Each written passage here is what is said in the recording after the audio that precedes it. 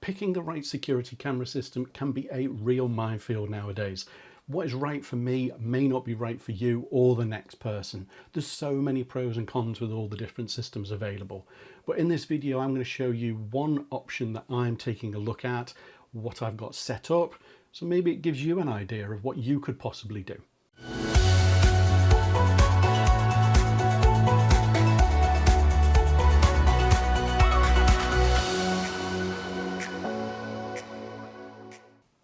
Hey everyone, and welcome back to the channel. So in this video I'm doing a bit of a ground up review of my security camera setup. I've been using a battery based system for a number of years. I've got cameras, I've got doorbell, and they're okay. Obviously technology's moved on a little bit since I bought these devices, and things have probably improved on some of the areas that I think they're quite weak on at the moment. So I'm going to be taking a look at a PoE based system. That's power over Ethernet, if you didn't know. And Reolink reached out to me and they said, would you like to take a look at our Duo 3 PoE camera? To basically review it, have a go of it, see what you think. And they've not paid anything for this video, so you're going to get my honest opinion on this camera. They're seeing this video at the same time as you, and they've had no editorial input into this video, so they don't even know how I've got this set up and how I'm using it, because obviously Reolink do other products which I'm not going to use in this video. So without further ado, let's have a look at what you get in the box. Okay, so in the box then you get a little pack on the top which has got your instructions and window stickers, mounting guide, all that kind of stuff. You've then got a bag full of fixings, so your screws and roll plugs. You've got a short Ethernet cable, which you'd probably just use this for initial setup. I would say you're probably going to use your own run of Ethernet cable anyway. You get the mount, and obviously you get the main camera itself. Now, initial impressions of this camera are that it is considerably smaller than what I thought. I've seen this all over the Reolink website and Amazon, etc. And those big lenses and LED lights, kind of like the eyes at the front of it. I thought this thing was going to be quite chunky. It's actually not. It's not as long as what I thought it was going to be, and it's quite shallow as well. So, for what's actually inside this is probably a reasonable size, all being said. But it's an interesting design. I don't think everybody's going to be a fan of it, but it's certainly not a massive camera. One thing to note, the wires are hardwired on the back, which you've got two sets of wires here. So you've got your Ethernet wire. So if you're going to run your PoE, obviously you connect to that, but you've also got, because this will take a DC input, if you want to use that, it's got a DC cable as well. So you are going to need to have some kind of box, mounting box next to this, so you can get all those wires into it. It would have been nice to be able to just connect them on. I say this, on a couple of other cameras I've reviewed before as well. It'd be nice just to be able to connect and disconnect these things, but it is what it is. So before we get into the setup of the camera, let's just have a quick look at the specification of it. So it is a 16 megapixel camera with a resolution of 7680 by 2160, and you get 20 frames per second at that maximum resolution. With those two lenses at the front, obviously this is a fixed mount camera, so it won't automatically move around or anything, but it's got a lovely wide field of view of 180 degrees by 55 degrees. Obviously it does tracking across that field of view as well. It's got black and white as well as color night vision and two-way audio. So it supports PoE 802.3 AF. It's got the DC power input as well. Obviously it's got the RJ45 port, and it supports a maximum of 256 gigabyte micro SD card. Like all Reolink cameras, you've got a cloud option as well if you want to use that. In terms of motion detection, where you've got the animal, person and vehicle detection, and for your recording you've got motion, you've got scheduled recordings, and you've got 24/7 recording as well. And if you want to hook this up to one of your smart speaker systems, then it supports Amazon Alexa and also Google devices as well. And it will integrate with Home Assistant, which we will see in a little bit in the video. Now, in terms of setup, well, this is a real example of simplicity itself. I installed the Reolink app, and within a few seconds after running it, it had gone and detected the camera. It then prompted me for a username and password. I thought, hang on a second, it's going to ask me to create an account. But these are just credentials for you to be able to use other applications to access the camera. So you don't actually need to create an account to use this. Prompted to enter a name for the camera, read some T's and C's, and lo and behold, it was then up and running in the application itself. Really, really straightforward, and hats off to Reolink for making that such a simple process to get the system up and running. So in terms of the mobile app then, well, it's a fairly standard affair, I would say. It's got all your usual stuff in there, multiple users, being able to share your camera with other users. Notable things really, the RTSP and FTP and email alerts and things like that. The other thing as well is there is a Windows desktop application as well, which you can obviously view your footage via that as well, so you don't always have to use a mobile app to be able to do that if you've got a Windows PC instead.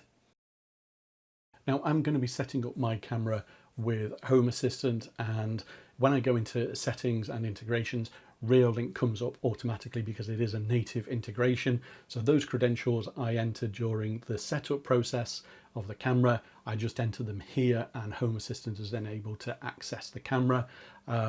Basically, you've then got an awful lot of entities for the camera there. As you can see, it's quite a long list. A lot of those obviously duplicate what you actually get in the application itself. Now, worth pointing out that there is actually a page because it is a native integration, about the Reolink cameras and kind of like the options available, and also the supported cameras as part of the native configuration. As I say, this is one of the cameras that is supported out of the box, as it were. And it's ever so easy to go and add a picture glance card onto your dashboard to be able to see the current view from the camera, whether that's live or a still image. Okay, so now that I've got the camera all set up in the app and Home Assistant and installed outside, let's just have a look at some of the footage. So first clip that I've got, well, if you've been to an optician's recently, you may recognize this chart, but you probably have read it from an awful lot closer than what I'm holding it at the moment. Feel free to take a screenshot and see whether you can read any of the letters on any of those lines there. But I think that's pretty impressive, and that high resolution really, paying benefit there in being able to see the detail on that. I've also got some nighttime footage here, so you can see kind of like the black and white, and also the changeover to color as well. So pretty clear even in the dark as well. Those the LED spotlight really working well there.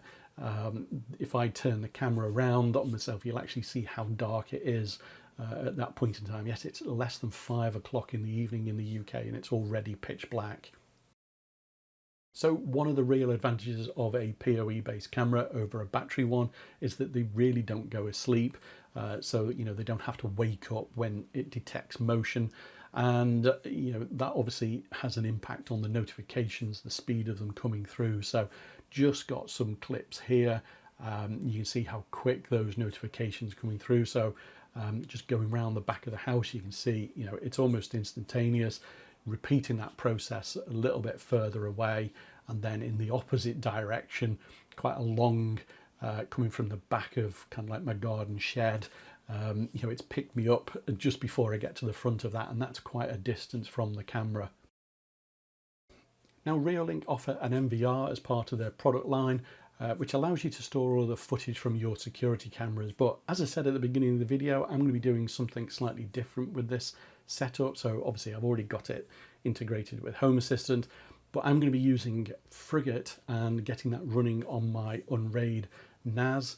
If you don't know what UNRAID is, it's basically an operating system that allows you to install onto a self-build NAS unit. If you're at all interested in that, drop your comments down below in the comments. But basically you can install Docker containers on UNRAID. So Frigate comes as a Docker container, so I'm going to get that set up, just configure that with some of the basic details, and then like in Home Assistant, there's YAML files, so I'm going to set that up with the MQTT details that I've already got configured in Home Assistant, along with the RTSP details for the camera. So those credentials that I entered at the beginning of the video, that's where they come into play here as well, along with the IP address of the camera. Set a couple of other items up, kind of like the resolution of the camera, and navigate to the IP address of Frigate, and there you go, there is the feed live on the dashboard.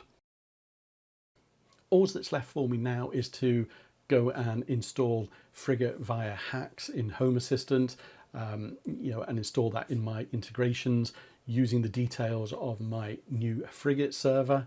And I can then go and set up using, there's an associated component for a Frigate card as well. So if you don't want to use the basic picture glance card in Home Assistant, you can install a Frigate based one, which has got a little bit more functionality. You can look at the various clips and a timeline as well. So I'm going to get that set up. So what I've ended up here is something that is now recording 24/7 on my NAS via Frigate that I can view in Home Assistant. There is plenty more that I can configure in Frigate. There's the whole kind of like object detection type of setup as well. But as you can see, it's not using an awful lot of resource on my NAS server. I should be able to get a good 3 or 4 cameras running on this and storing all of that footage onto that server. So what is my opinion of the Reolink Duo 3 PoE camera then? Well, just starting off with the app, a super slick onboarding process for the camera, and a demonstration to other manufacturers really of how easy that process can be. In terms of the camera itself, I think it's got the looks that some people are going to love and some are going to hate. Obviously Reolink playing on the kind of like the eyes and the design of it and everything, it is something to like or to hate really. With it being PoE, obviously you've got the huge benefit of the continuous recording, the pretty much instantaneous notifications. It's got a lovely wide field of view. So where I had it temporarily set up, probably didn't showcase it to its fullest capabilities. So I would say this is probably best located center, front or rear of your property, and maybe a different type of camera, if you wanted something covering the side, and that way you get the whole view then, that super wide image that you've got and the field of view that it's able to display. In terms of price, so it's retailing for about £160 at the moment. So there's links down below in the description if you're interested in that. You can get it as a double pack. Maybe if you want to do that, one at the front and one at the back, and that's a little bit cheaper as well. But yeah, I think it's a great camera. It's super nice that it integrates so well with Home Assistant for those of you that are using Home Assistant. And if you don't want to use a Reolink MVR, to go and power it and everything, then you've got the options to be able to go and set up your own kind of system as well. Obviously, with it being a PoE based system, there is the additional cost of the other components, but I think the benefits do outweigh those of a battery based system. So there you go, that is the Reolink Duo 3 camera and how I've got it set up. Let me know your thoughts down below in the comments. What did you think of that? Have you done something similar, or have you gone straight for the MVR type of solution? Let me know. Are you sticking with a battery based system? Are you considering a PoE system? Let me know down below in the comments. If you've enjoyed the video, then don't forget to hit the like button and subscribe to the channel. It really does help with the engagement on the channel. But as always, thanks for watching, and I will see you in the next video. Bye for now.